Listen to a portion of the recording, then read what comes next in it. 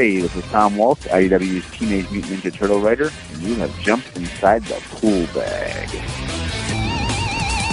You've just jumped inside the pull bag. Join TFG1 Mike and the rest of the comic reading crew here at the GCRN as they make their great escape into comics. From DC, Marvel, IDW, Boom Studios, Zenoscope, and more, we have everything you want to read right here. Transformers comics? Yeah, we cover that. He-Man? Yeah, sure. DC superheroes like Batman, Batgirl, Nightwing, and Batman Beyond? Yep, we have those too. How about TMNT from IDW and I Hate Fairyland from Image Comics? Yeah, we have all that here. Plus, so much more. It's all inside the pull bag here on the Geekcast Radio Network. So without any further ado, it's time to talk about the comics we are reading right now here inside the pull bag. Hello and welcome to The Pull Bag. This is episode 387. That's right, 387 episodes of this podcast. And I'm, of course, TFG1 Mike. I am back, folks. We've had 2 new episodes since my return. Episode 385, where myself, Jeremy Fine, and Edward and Kendra Hale talked about the DC Black Label Harleen series. So much better than Superman Year 1, thank God.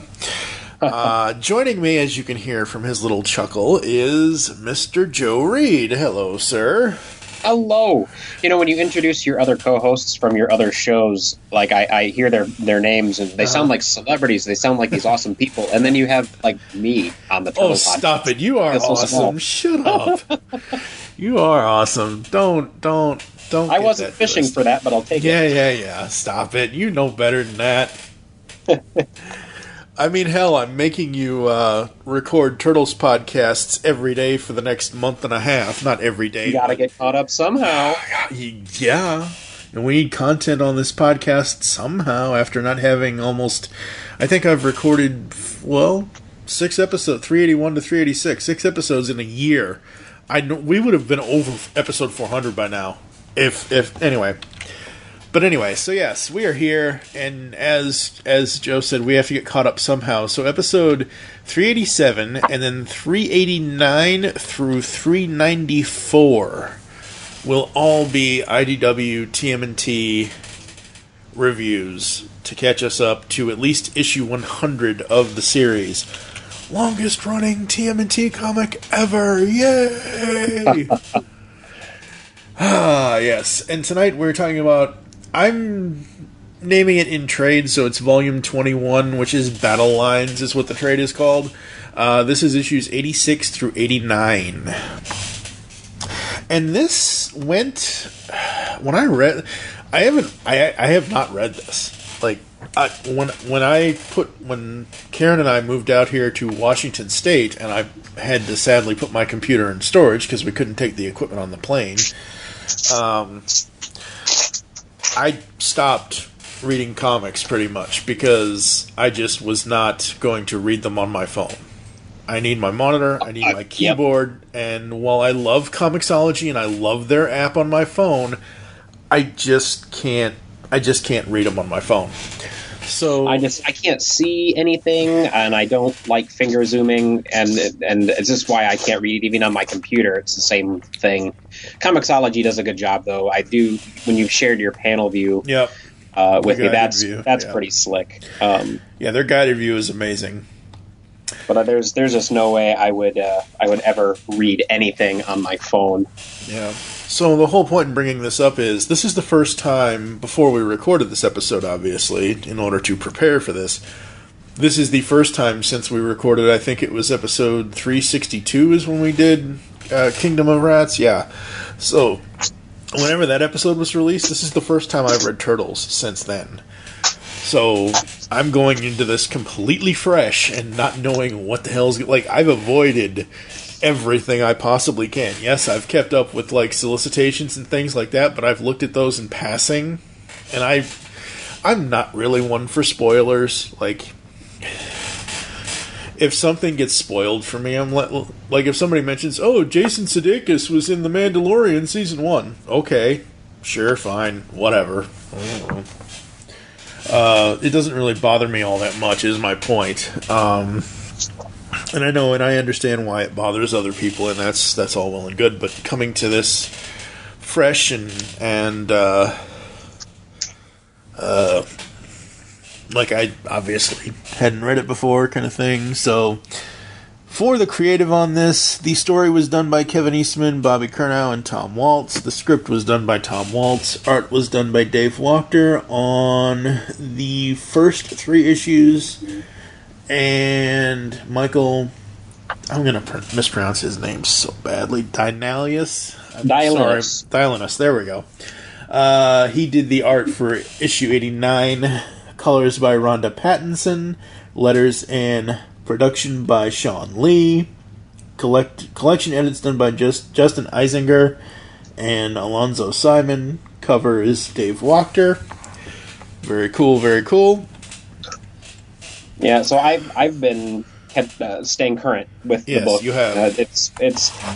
I've stopped reading it while parked outside my comic store now, but I do bring it home and read it. And when I went back to reread these to prepare for this record, it just felt like going in a time machine back to the 1950s. Like this feels so long ago. It's really it's less than 20. Well, it's about a little under 20 issues, and it just feels like forever ago. Yeah. I mean, if you'd have asked me when this stuff happened, I'd have said, "Oh, I don't know, issue 40 or so." There's so much jam packed into this universe. Yes. So much good content, and it's all so amazing. So issue 86 begins with the storming of Burnow Island by Bishop and his crew. And again, it's been so long, and I did not go back and read issue 85 to kind of catch me up on the ending of that. But I forgot that Bishop had control of Slash.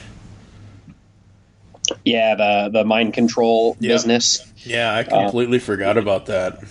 Yeah, Bishop wants the aliens off of Earth, but he's made this kind of baby, this mutant baby. He doesn't like the mutants either, but he's using Slash as a tool to get the aliens off Earth. And then I think the idea here is that once Burnow Island and the aliens there, the Utroms and the Triceratons are dealt with, that it's the mutants' turn. Yeah. Yeah, and I love that. So you have Bishop and all of that going on, and then basically everybody's scattered. You know, April's doing her thing. She's trying to reach out to Donnie. Donnie is with Harold. Mikey's teaching the orphans at Clan Hamato, the new Foot Clan headquarters, because Splinter took that over. Yep. And then Raph and Alopex and Angel are out doing the vigilante thing, which is really cool.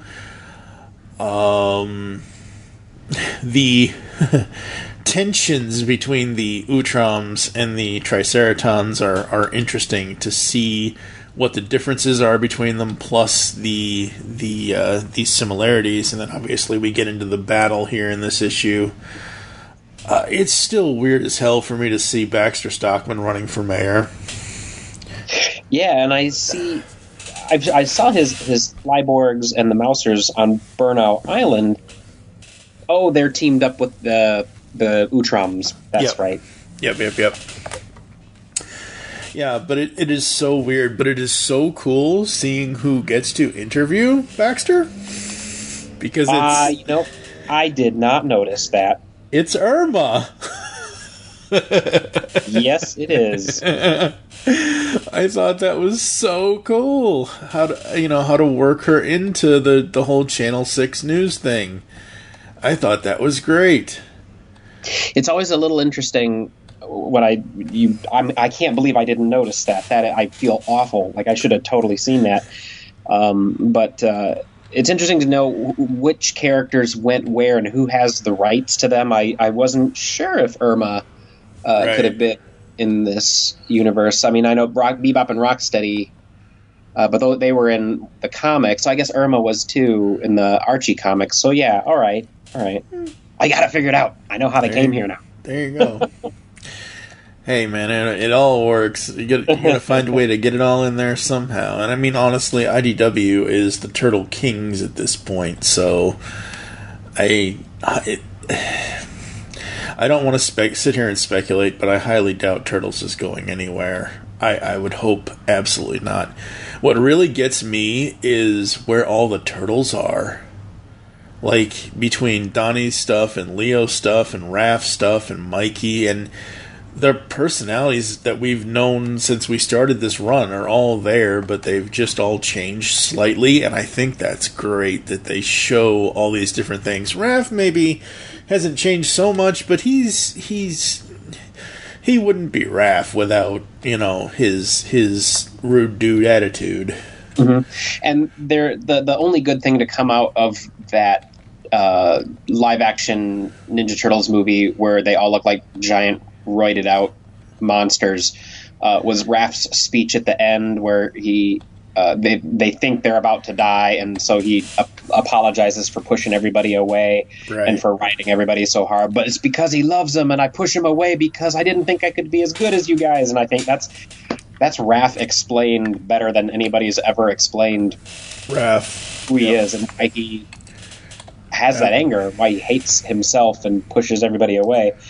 And it's interesting, I'm coming back to this time period in this run, and right with Splinter killing Shredder, the Turtles kind of start to, the ties have been severed from that. Splinter didn't just cut the head off of Shredder.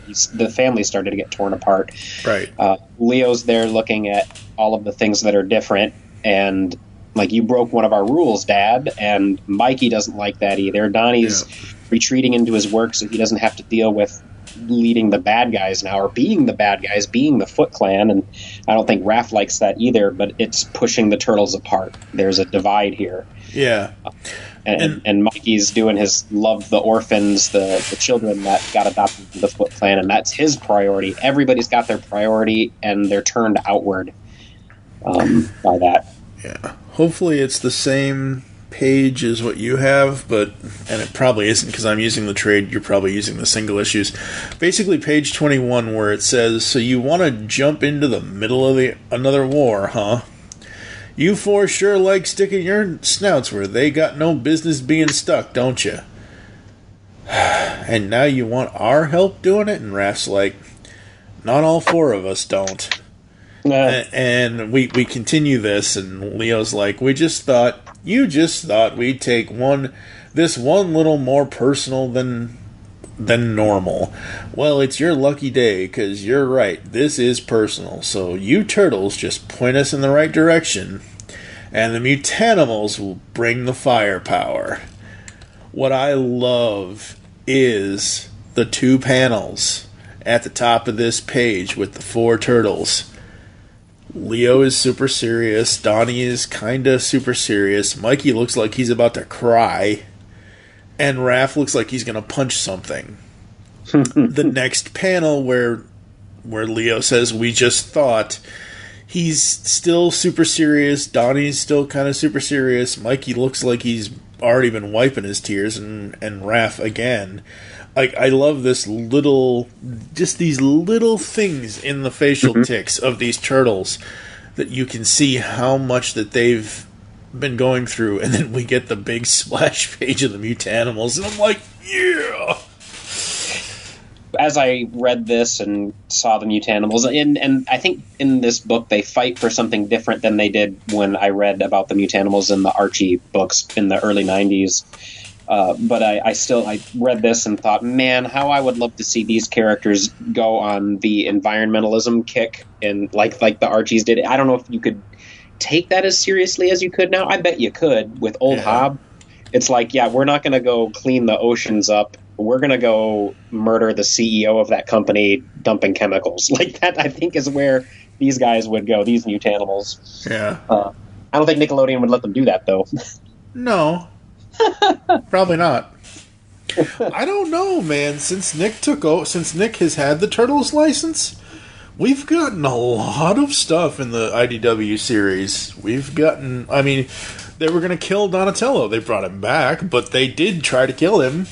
So and there has been, I mean, there are a couple of murders in this arc we're reading right now, and I really think that Bobby has a lot to do with that. Tom and Kevin come to the table with, like, this is what we want to do and where we want to go, and we want this to happen. And then I imagine that it has to be Bobby's thing to go to Nickelodeon and say, this is what we want to do, and this is why we want to do it and why we have to do it. Mm-hmm. And this is how it'll look. And then Nickelodeon has to weigh that and say, like, well, okay, can you do it in a silhouette from the shadows and not actually show it? Yeah, the shadowing that will come up later is amazing. So we get back to the Utroms and the Triceratons and the battle, and they're trying to figure out, like, how can we, beat these government guys, these EPF or EFP or whatever they're called. And they're going to release an Utrom from stasis, and they think it's one Utrom, but it's actually another. And it turns out to be Shrell. Oh boy. This is why IDW is awesome, because they have tied in every single major Turtles universe. They brought it all together, and they give us the best parts of it. And having Shrell from the 2003 series, what a wonderful thing. Somebody told me that the 2003 series is streaming somewhere, and I couldn't find it on any of my services. But I was going to watch that, because I want to see... I don't know the character that well. Like, that 2003 series hit me in college, and so I was too busy arguing about art theory to watch cartoons at the time. And the 2003 series is awesome. I'll have to see if I can find that or something. I don't know why it wouldn't be on any of the streaming. Anyway, it's a whole big thing. So that's how issue 86 ends, with the reveal of Shrell, and then we get a picture of Bishop in his EPF uniform. On into 87 basically picks up where 86 left off.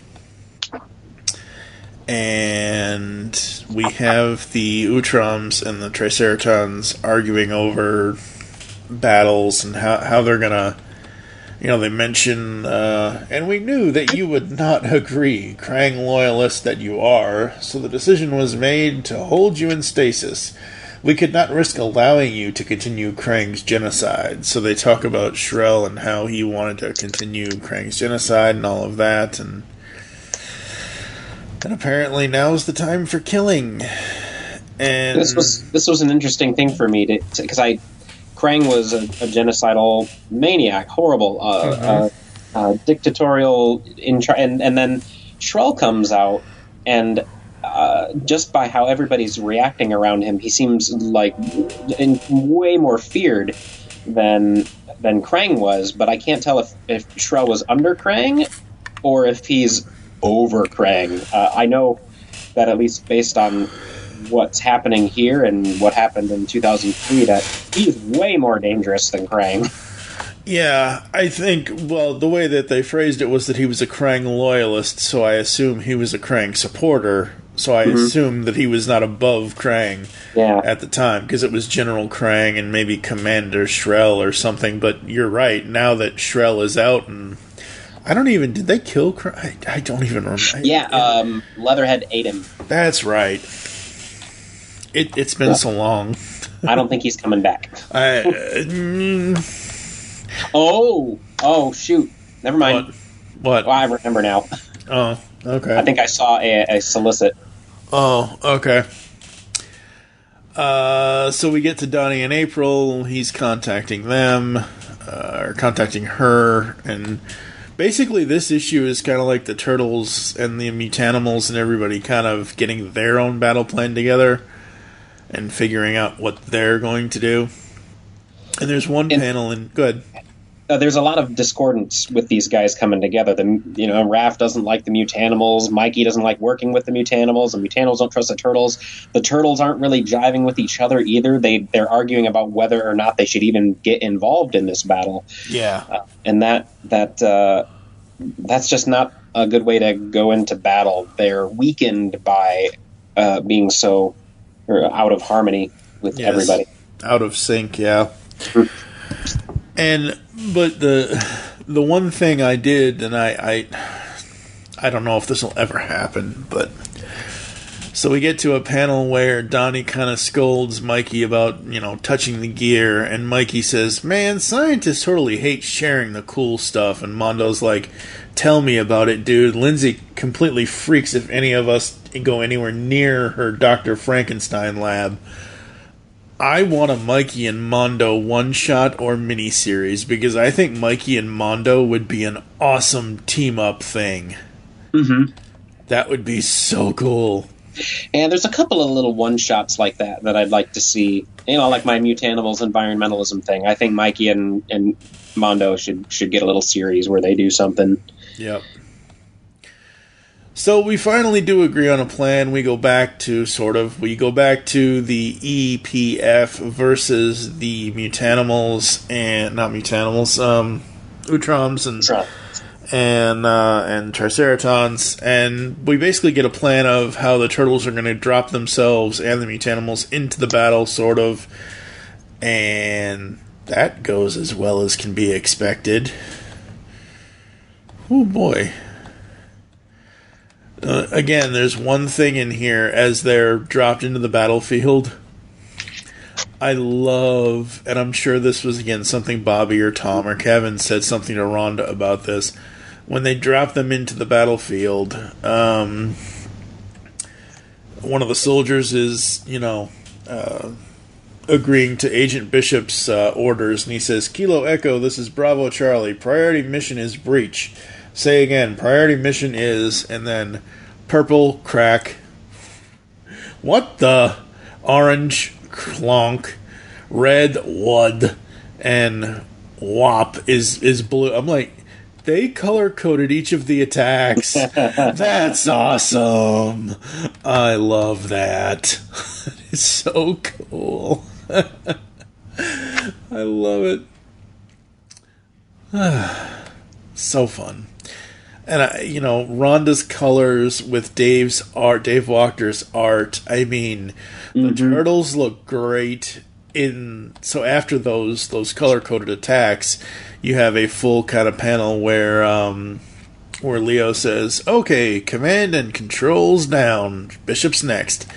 All four of them are standing there, and they all look so good. It's the natural look, and they all have, obviously, they're wearing the masks and the, I guess, oxygen or whatever's in the tanks so they can breathe and things. But it just looks so friggin' cool. And then we get the Mutanimals assault on Bishop. And then Slash comes in, and Slash is like, "I'm gonna destroy you guys." Meanwhile, it's like Mondo's like, "I'm gonna try to steal his goggles." Yeah, I think the plan that they had originally had was to distract Bishop or Slash, or distract Bishop through Slash, and then the Turtles would get in and take Bishop out really lickety-split, get the goggles off him. And I think they're doing that because the Turtles still don't want to kill. They don't want to kill Bishop. They want to subdue him, get the glasses off so Slash is back to normal. But we do kind of see the Mutanimals, just out of vengeance for what they've done, what the EPF has done to Slash, are like, no, we're just going to go handle Bishop ourselves. And Mondo Gecko's there trying to get the goggles off his head, gets a blow in, but tides turn. Yeah, things don't go quite as planned.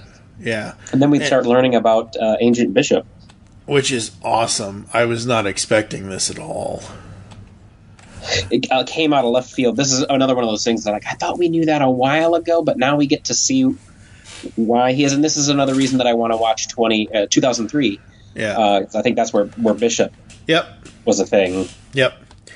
Yeah, so we knew that the Utroms were on Earth way before, kind of like Independence Day kind of thing, and kind of like Armageddon, where, we had the alien technology, or we had the alien ship back in the 50s or whatever. So this is kind of what this is, except this is with the Utrom and the Utrom technology.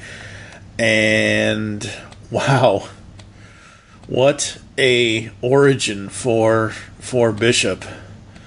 That's the emotion with his parents. Oh my God, just so powerful, so interesting, just so friggin' cool. And to just see eventually as we go through this, because this thing, you know, kind of ends and it goes back to the battle, the current battle. Make all necessary preparations for our own arrival. And we get back to the battle that's going on, and man, Slash is just kicking their ass.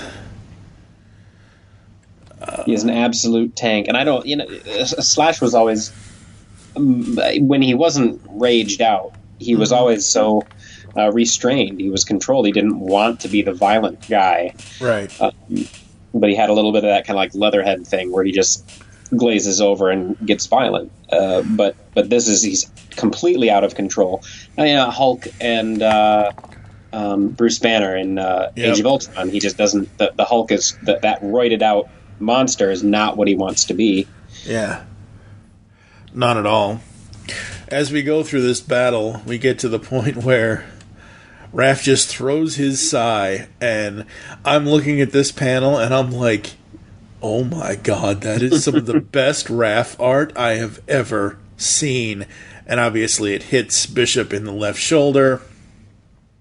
He pulls it out, but he's like, things aren't what they seem, and blah, blah, blah, and all this, and we get more explosions, and Shirel shows up, and the Utroms have more firepower, and that's kind of how this one ends, is on the Utroms arriving to the battle.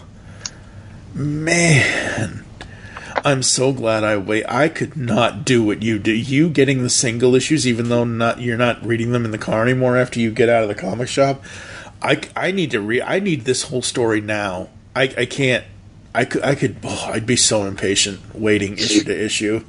My wife says the same thing. She's a book reader, and I hand her a stack of comic books, and it gets to issue 11 of 12, and I don't have 12 yet. It's like, how do you do this? This isn't even fun. And I don't know. It's like the old television shows were back in the day. You get to the end, and it ends on the cliffhanger, and you don't get to find out what happens for a whole week.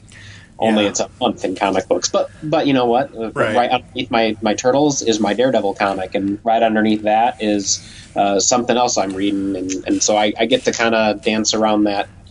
Every week there's another cliffhanger reset that I get to, like, yes, now I get to find out what happens to this person.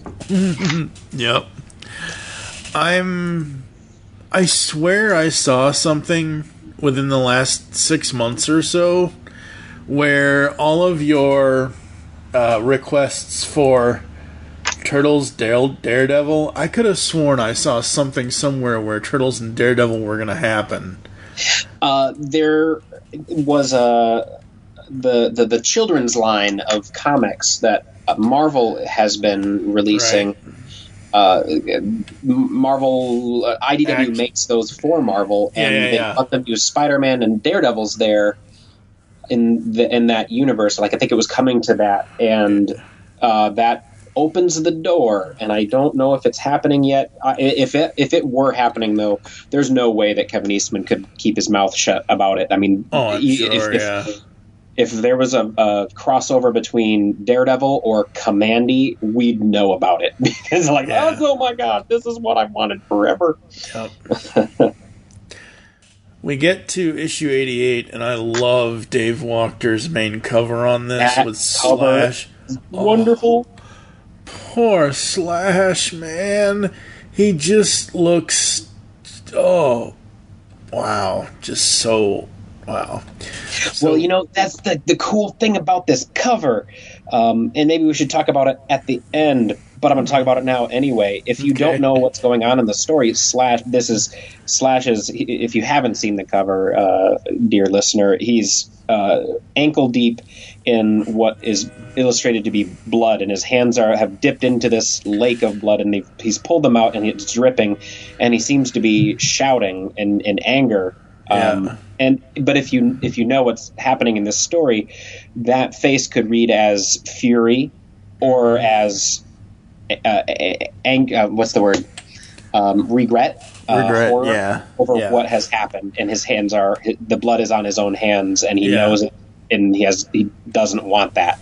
Agony, a different kind of agony. That's the word I was looking for, and that's, I think, where that cover is just ringing absolutely brilliant with the reflection and with the face and with what we know happens. Absolutely, really cool. Very, very cool. So we start this one again on Burnout Island with the battle, with Shrell showing up. Donnie says, Krang Part 2, and he's got Trag and Granitor with him. At least he's shooting at the EPF dudes, Mikey says. That got me confused for a bit. Like, wait, Shrell's the bad guy. What's he doing over here? But the Utroms are the good guys, and the Triceratons, while they were some bad guys a couple of issues ago, they're on the Utrom side now. And of course, so then Shrell would be here, but it's not going to be long before he decides to figure out what his own game is. Yeah. And it's so funny earlier when they were arguing about their plan and how come Sally isn't here and blah, blah, blah. And old Hob was like, Sally has her own job, and we find out what Sally's job is. And Sally comes in this giant-ass plane with Chewy Pete. That's so good. God, Pigeon Pete. Oh, boy. He's so crazy. So Sally is the air support, and we have Bishop and the EPF trying to finish them off, and it's just more battle here. But the scenes are so good. I mean, there's one point where Bishop just jumps on top of Herman and grabs his gun, and wow, just yikes. That's a great page. Yep. And the page after that I flipped. Oh yeah, because they all agreed, to play by the Turtles' rules, and Bishop's on Herman, and Hobbs like, I'm done playing by your rules. He killed him. And then Slash wakes up. What? Where am I? And, Slash runs away, the mutanimals run after him, and Bishop has no head, but he's a robot. What's going on? Dun dun dun. He rips off his shirt, and it's this giant baby inside of him, or fully grown human, or whatever, and I really ought to put this as my next cover photo on Facebook. The four turtles, Leo on the left, Donnie second left, Mikey in the middle, Raph on the right. How in the hell? And we get more of Bishop's story. We find out that he was born with some sort of growth deformity or something. Think of that Robin Williams movie Jack kind of thing, except in reverse, where Bishop only grows to a certain size, but his brain continues to mature as he doesn't age anymore. It's really, really, really good, really interesting. And I was worried about, because I don't, like you, I haven't seen I've seen bits and pieces of the 2003 series. I have seen it all in the past, but not recently. I don't remember how they handled Bishop in that original series at all. So, so seeing an origin for him here for this comic series, I think they did a really cool, interesting thing with him here. It'll be neat to see when I do find out where that is streaming, how they handled it there and how many liberties they took. I suspect it's one of those things where maybe there were seeds given, and then IDW did their own amazing thing where they took it a mile further than they could have imagined, just to give us something brilliant. Yeah, absolutely. Because seriously, the whole Bishop backstory thing is brilliant.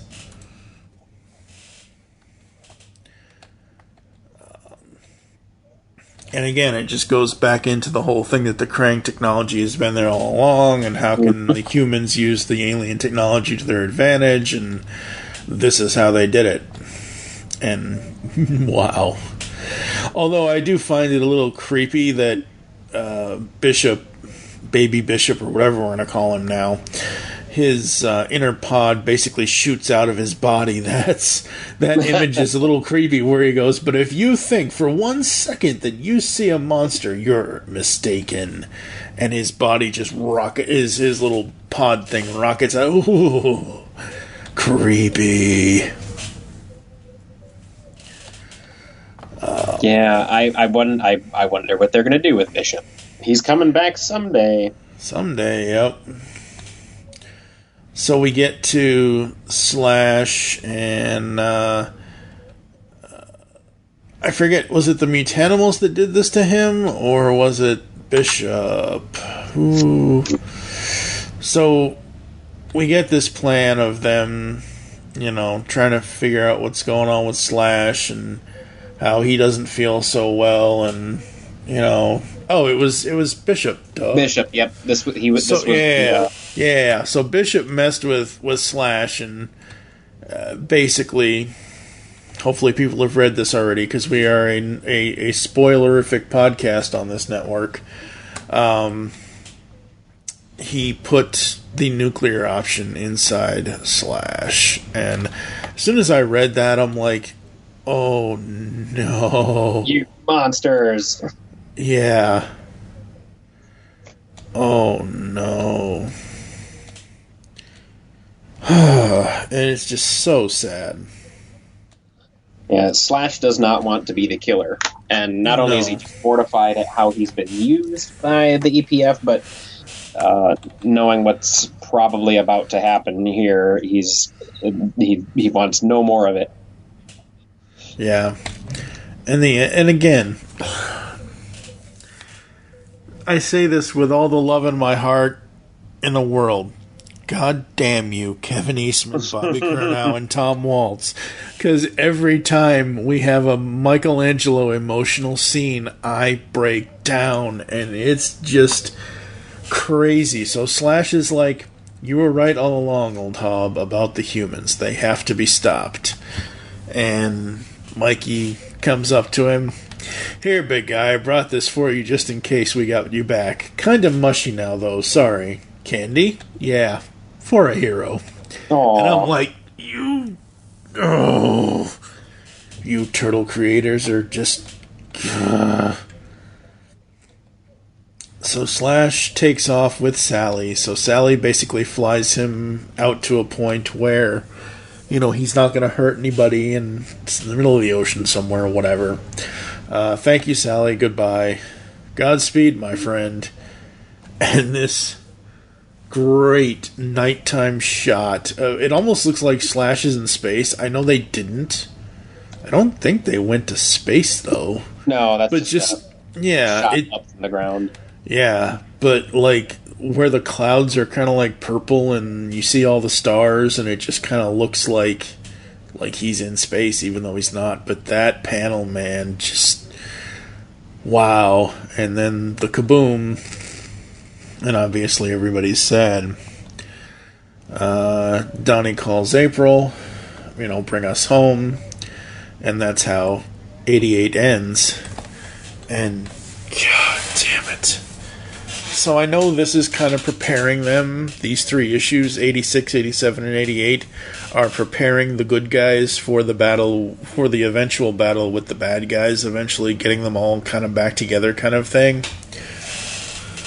Issue 89 is something completely different, and we'll talk about that in a minute, but for these 3 issues, for battle lines, for, having the battle that they had, for having the background story for Bishop, for doing what they did with Slash, do you feel that 3 issues was enough to tell this story? It, as artfully as they were able to tie that together and link a Bishop's origin story to the events of the battle and to string it along like that, I think was a genius enough weaving of the writing that I think it fits. And even in hindsight, as I was thinking back to this, I thought that origin story was issues and issues ago, so it felt like they did it over a longer period of time. Right. There was probably an element of, oh shoot, we know we need this many issues for the lead up to 100. We need to wrap up some of these storylines, and maybe that's what that was. They were trying to get things tied up quickly. How do you feel about? I'm perfectly fine. Yeah, I think 86, 87, and 88 are an amazing arc where it gives us more of, we see in the beginning of 85, or 86, where we see what happened after the events of 85 and the end of the Kingdom of Rats arc, where everybody is. And then we see them, not only the Turtles and their allies come together, we see how each of them deals with what they're dealing with, and then we see them start to bring everyone together, and I think that's the coolest thing. I still think there's with everybody's kind of not going their own way, but you can see the cracks. I mean, they haven't broken apart yet. They are still together. I mean, they teamed up with animals for this issue, but old Hob is being driven further toward, let's just murder all the humans.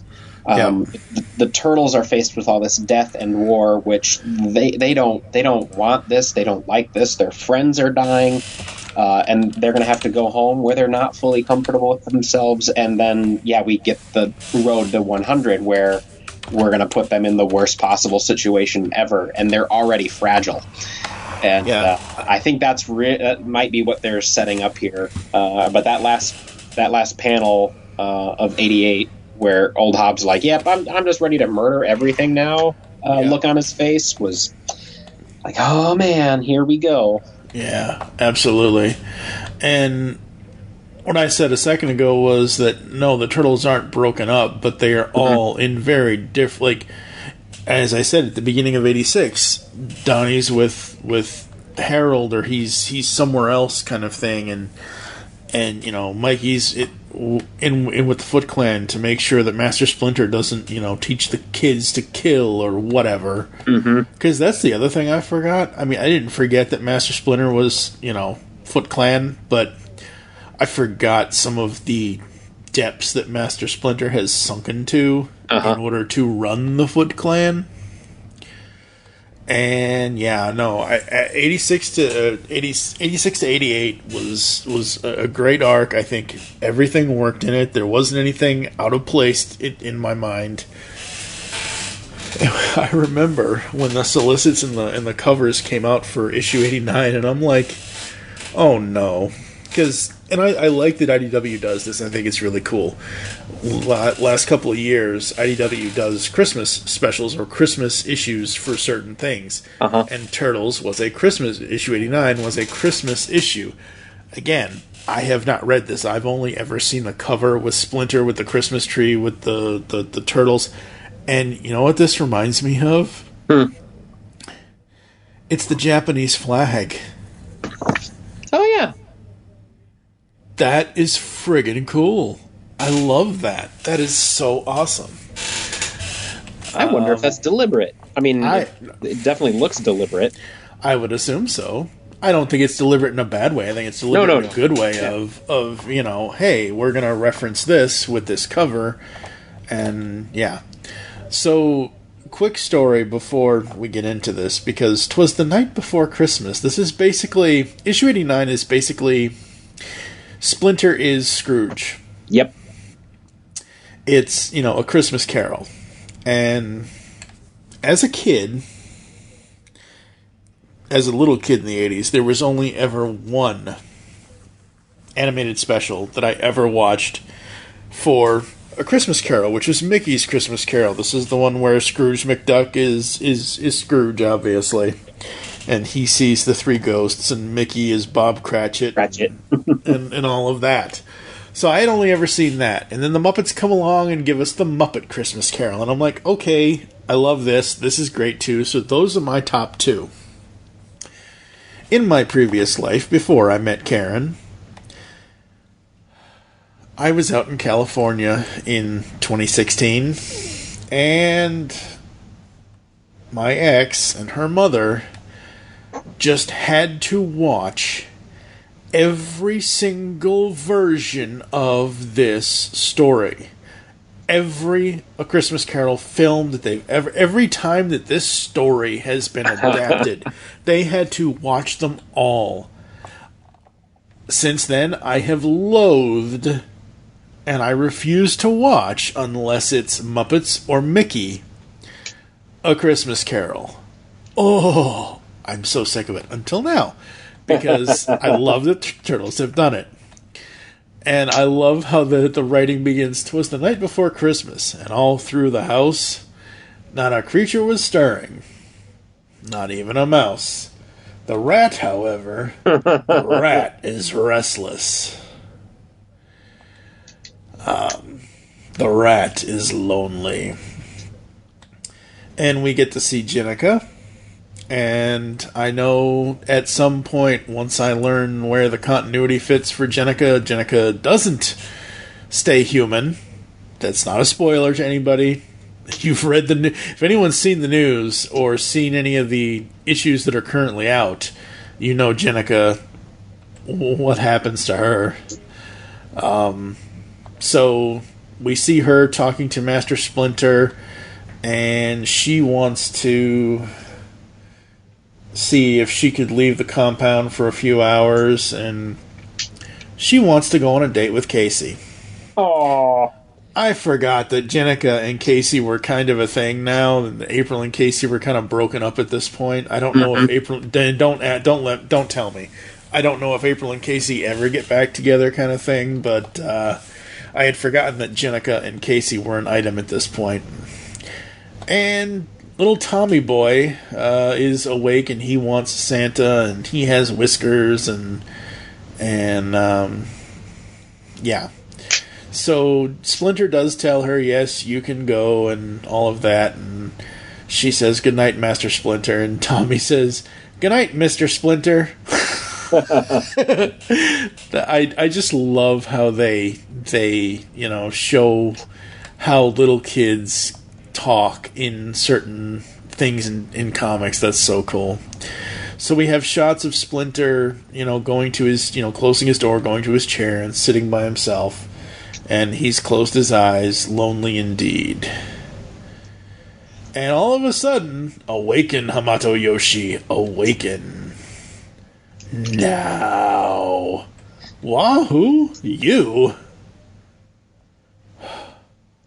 Oroko Saki? What the hell? I think this is our first Ghost Shredder appearance. Yeah, pretty much. Yeah. Yeah, Shredder foreshadowing, and I didn't even know it at the time. Yeah. Shredder is an amazing Jacob Marley. Yeah, in Christmas Carol, wasn't Scrooge loosely responsible for Jacob Marley's death? Yep. And then, Splinter killed this dude here. Yep. In this conversation they're having here, they're talking about their names, and like, this is my old name. I used to be called that, just like you used to be called. Yep. And you aren't any of those names. You aren't who you're supposed to be. And I think that the Shredder's communicating to Splinter that he has lessons to learn because he's forgotten who he is. And we're finding a Splinter where when he killed the Shredder a couple issues back and took over the Foot Clan, and we're going to turn this into the baddest organization ever because I'm tougher and better, and hey, he's a Foot Clan. I mean, the Foot Clan was stolen from Hamato's line by Saki, And so he's taking it back. This is what he owns, and we're so used to Splinter being the good guy that, yeah, he was a ninja. He was an assassin. He was killed people for money, for hire sort of a thing. And so when we see him like that, it doesn't feel like the Splinter that we grew up with. It doesn't feel like the Splinter that we've seen for 75 issues. And when we see this issue, we see it's not the Splinter that Splinter wants to be either. Right. Yeah. And, basically Ghost Shredder Marley says, tonight you'll be visited by 3 ghosts. And at the end of this, no, Saki, please don't go. Because he is so lonely. And almost instantaneously, Akka shows up. And she's supposed to be the ghost of Christmas past. So, for those that don't know who Akka is, she's the bird-like lady who is Kitsune's sister from the Pantheon. Pantheon, yeah. Which I think is completely IDW's invention, and I they think plug so, yes. people into the Pantheon from other universes, and what a wonderful new addition. It gives us that whole other dimension of potential strife for our heroes, but they come with benevolent intentions this time. Yes, they do. And I was not expecting to cry twice in this trade. You heartless, creative bastards. And I say that with all the love in my heart, but yikes. So Ghost of Christmas Past Akka takes him back to Japan to when Tang Shen and the boys were human. And I think this is probably one of, if not the most, we've seen of the Hamato family before. Like we saw them before, but it was more of telling the story of how Oroko Saki destroyed their family. Mm-hmm. But what you were seeing here is how, and I love the way they tell the story, how each of the parents, Yoshi and Shen, and then the 4 boys, how each of them matter, and I love how the story is told. It's just so fun. Mm-hmm.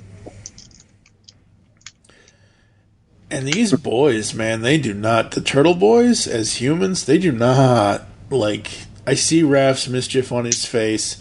I see Donnie's kind of,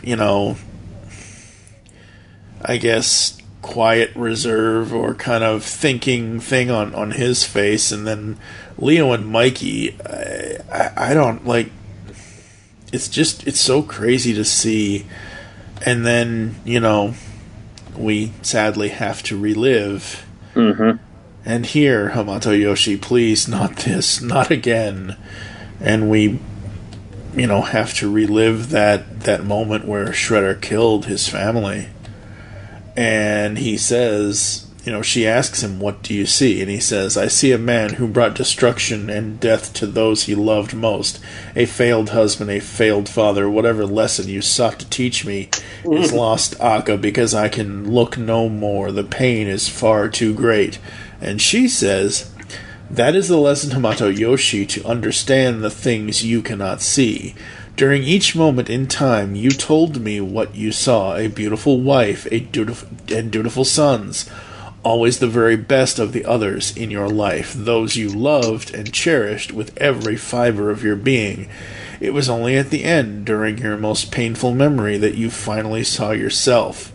And then you saw only an utter failure, never realizing that throughout it all, you failed to see something else, something much more significant. A loyal and loving husband, a doting and compassionate father, a sage and a patient teacher, a good and honorable man. And he replies to her, but not a perfect one. No man is perfect, Hamato Yoshi. The only thing that is perfect is love. Aww. I feel like some sort of 70s porn music should start at this point.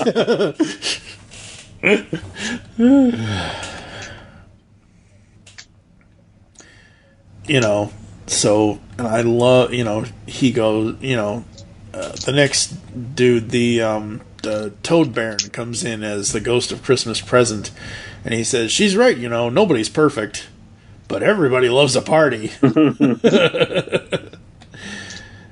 What did you think of the past, before we go on to more of the present? What did you think of the past story in that lesson? That is one... The way that IDW handled the origin of the Turtles and Splinter as humans in ancient Japan and made all of that make sense that we've been reading since the 80s, and it never really clicked. Like, anytime I get to spend time there, I'm thankful for it, and I think it's amazing. And I mean, this is... I can see what they're doing. This is part of the lesson that Splinter needs to remember who he is.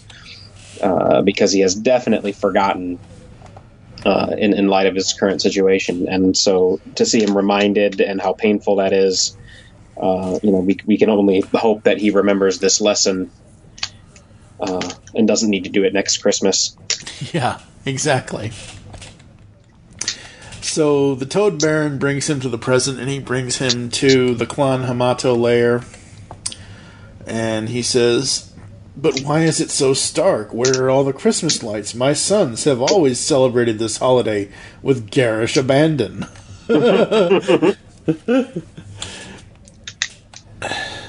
And we see, they look in on them, and obviously they can't hear what Toad Baron and Splinter are saying, but Mikey and Leo are here and says, feels like I'm going to keep losing everyone I love, Leo. You know what I mean?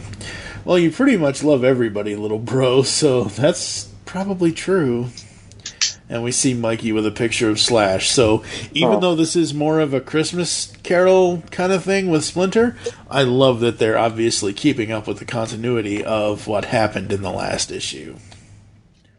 Yeah, and the foreshadowing with Ghost Shredder popping up here too. Uh-huh. And, this was the episode, or this was the issue that I was talking about earlier, how everyone's kind of split apart. Mm-hmm. Even though they were a little bit split apart in the beginning of 86. So we see that Harold and Donnie are together. We see that Alopex and Raph are out with Woody. And Woody says, it's too bad the little dude couldn't be here. I miss the Mikester. So I think that's absolutely awesome that, Angel and Alopex and Raph and Woody are there sharing pizza. And, so we see how they're all kind of separated during the holidays, and the Toad Baron's grog is gone, and so is he, and he says, good luck. And then So Cold and Gothano appears, the ghost of Turtle's future, or whatever. I don't remember this member of Pantheon. Gothano, without looking him up, I think he was part of one of the Ghostbuster arcs that we did, I want to say, but I do not remember off the top of my head. I can't remember if he was in the background of those Toad Baron episodes where the Turtles crashed the party. Yeah, I'm not sure. And what he shows Splinter is interesting. Very, very interesting. He shows them in basically Foot Clan type uniforms. I love the way those look. Yep. I think those look so cool. And we start with Donnie in the back. Well, it's over now. Yeah, let's get out of here. I'm sorry, Mikey. If there was another way, it's okay, Leo. We did the right thing. He stopped being father a long time ago. And we see Splinter in Shredder's old uniform. Yikes. And he's basically begging Gothano to say that please tell me this is not true. Please tell me this can yet be changed kind of thing. And he comes to realize at the end of this, this is not a dream, it's a lesson. And he calls his guards and he wants them to, go out and get the family and get the allies and wherever they may be and bring them to him and yeah. Just what did you think to this point? It's nice to see Splinter coming back to who I want him to be, the better version of himself. Right. We get our payoff on the last page, and it's a more saccharine than I would Hey, it's the Christmas issue. It's supposed to be like this. And after the last arc, I think we do need a little break, a little breath of this air. But Splinter has donned a Santa outfit and is celebrating with all of the children with presents. And yes, the Turtles and Casey and the Turtles' extended family with Alopex show up just as presents and things are happening. And hey, welcome my family. Looking back on this and reading it and knowing what's coming up next, I feel like this is a moment where Splinter's like, yes, I remember this lesson. Ha ha ha, so good, very funny. I'm Santa, ha ha. And then he wakes up the next day and says, well, when does the next contract that come in? Who do we have to murder and what gang boss is trying to cram in on Foot Clan territory? Let's go. And he's back to normal now, or back to evil normal. Yeah. So we get the celebration, like you said, and at the end of the book here, it says, "Happy holidays to our TMNT family everywhere." As far as Gothano, his first appearance was in issue 71 with the Pantheon Family Reunion Part 1. I looked that up too. Yeah, that's where Gothano comes from as far as the Pantheon family stuff. In the back of the trade, we have an art gallery of the various covers, Kevin Eastman covers from various issues and other things, and we get some cool slash covers from the various artists, and very, very, very cool. We also get some background stuff, so very, very awesome. Absolutely. I love this stuff. This is why we're doing, with the exception of next week's episode, folks, next week will be our final Back to the Future episode for the main ongoing that IDW did. Hopefully my buddy Optimus Solo will be joining me for that. But this is why we're doing the TMNT coverage now, because not just to get caught up, but just to really enjoy it and just have fun. And man, I forgot how good. I've always known for years since we've been covering this series. I always think back to, when I first read that first physical trade, and I saw the 4 red masks, and I complained to you, and I'm like, no all 4 red masks, and you're like, just wait for it. It gets better. There's a reason. And I'm like, okay. And then obviously we get the color masks, and I'm happy and it works. But no, between Bobby, Tom, and Kevin, between Dave's art and Michael's art, Rhonda on colors, Sean on letters, some of the letters just popped off this page, especially some of the holiday stuff. Issue 89, I want to say, might be my favorite issue since issue 50. Mm-hmm. Just absolutely dug it. It's so good. It's so interesting. What are some of your other thoughts on this arc that we've covered tonight? I think with the Christmas issue, I see why you're responding to it so much. And it is, I think it's a lot of coming home for the Turtles in a way. You get Splinter remembering why he is the father, and you get that thing where we're bringing the family back together, and it ends on the high note where they are together for an afternoon. And we need that. We need the togetherness now. Strength comes from family. So it's very comfortable, and it's a warm, feel good issue. And after the terror and horror of the previous 3 books that we read tonight, that was good. Yes. It was exciting, and some great dramatic stuff happened, but it was a good way to end it. Absolutely. I cannot wait for us to do more of these things. And as I've been saying all along in this recording, we will be doing more Turtles within the next 2.5 months. So yeah, overall, on a 0 to 5 scale, I would probably give the entire story 4.5. I'd almost just want to give it a 5, but I'll say 4.5. But even though 4.5, I'm still not.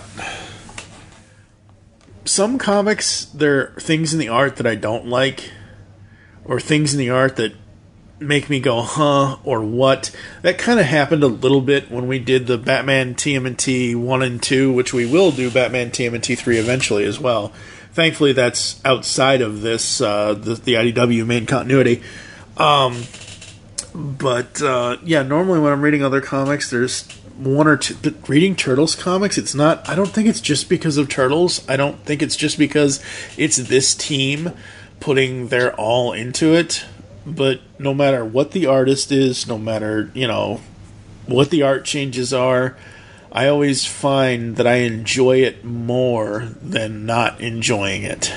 And I follow a number of the artists on Facebook and on social media, and I think what might make this team more unique or stand out from other people doing comics is that these people they're me, they're you. They are the children who grew up with the Turtles, and every line on the paper, there's the love for the source material and a reverence or how do you say it?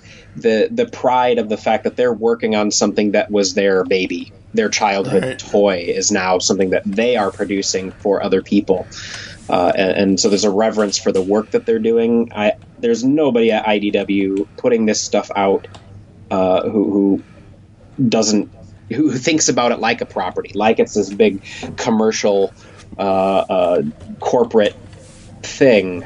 I mean, that's exactly what the Turtles are now. I mean, it started with Eastman and Laird and an independently owned comic company on a black and white newsprint book published at a newspaper place down the street from them. But now Nickelodeon owns it. It's corporate.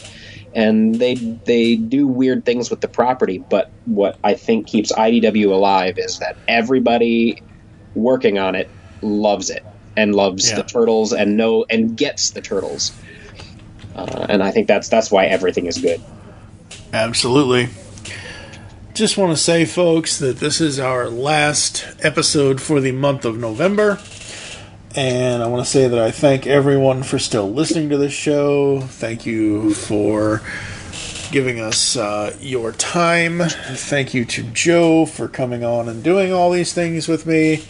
At first, when I suggested to you, hey, let's do all the Turtle stuff and let's record weekly or bi-weekly or double, 2 days. At first, I thought you were going to come back and be like, you're nuts. Well, I kind of do feel like I'm nuts for saying yes. It's the middle of the school year. I'm teaching people how to do construction and use power tools over the internet. And that's really difficult. And I had to buy a whole new computer because I needed something that I could edit videos on. I'm like a Yankee woodshop YouTuber now, and I post these videos for the kids to learn this stuff. I thought I wasn't going to have the time, but I will make the time because I'm having fun. And I like talking about it. Do you want to record all the... I can do this every day, Mike. Let's do it. Let's cover the rest of the Turtles books. Don't tell me that, because I'll hold you to that. Hey, all right. I can do that. No. So, yeah, December 2019 was the last... episode 377 was Star Wars Volume 1 and 2, the 2015 Marvel Star Wars series, was the last full episode before the coronavirus hit here on our planet. Episode 378, 379, 380, 380.5, and then 381 to 384 were all done during the pandemic.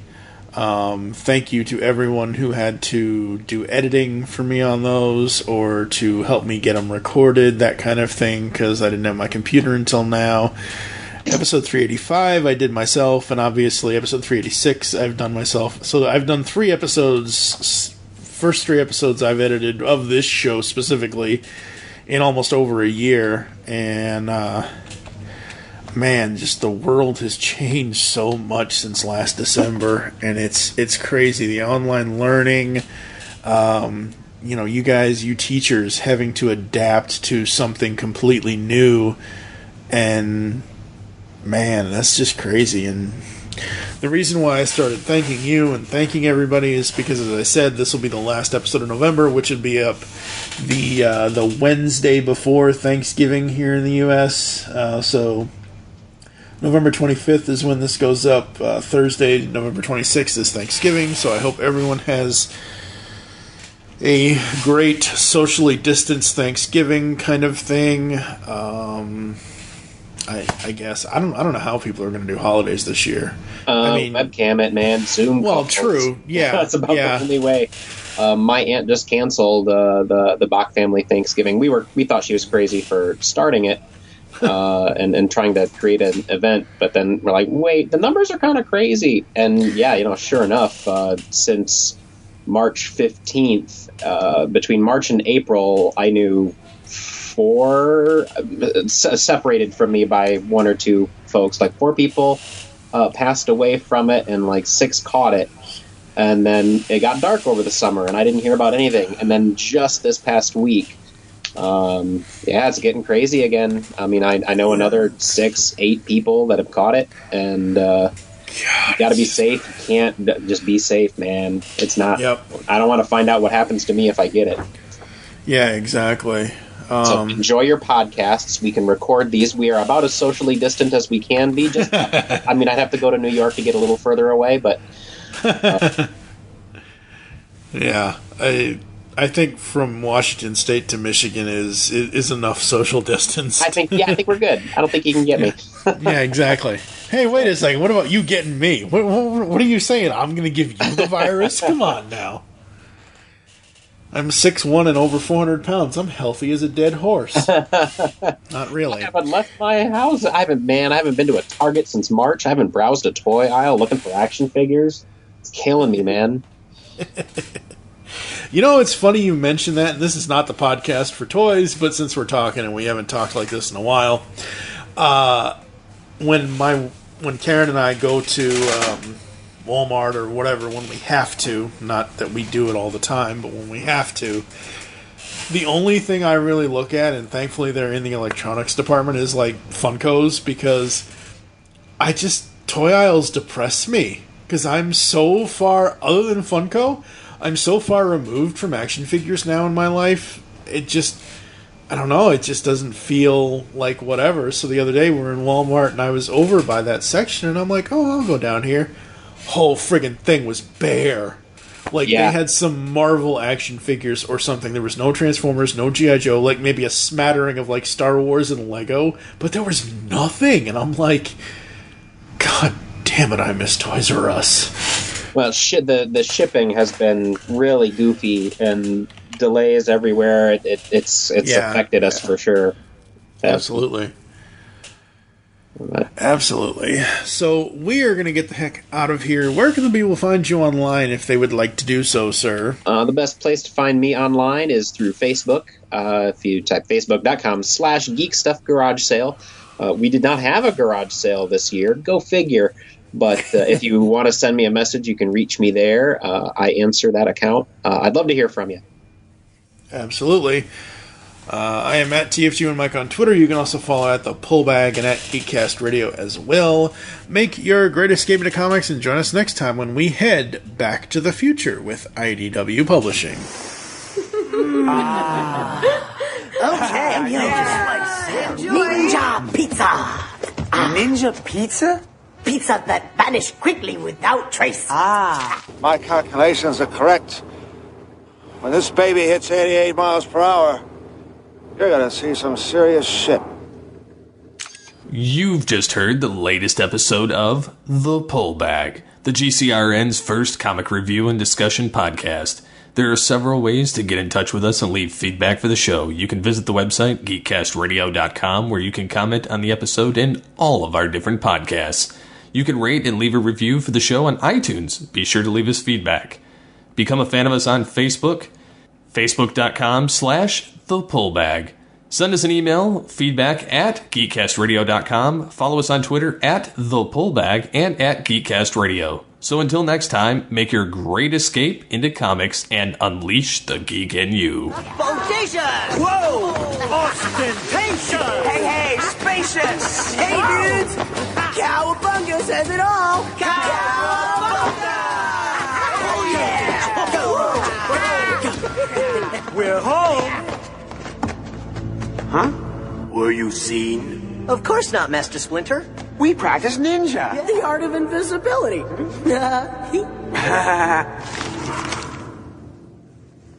Practice harder. Oh. 10 flips now.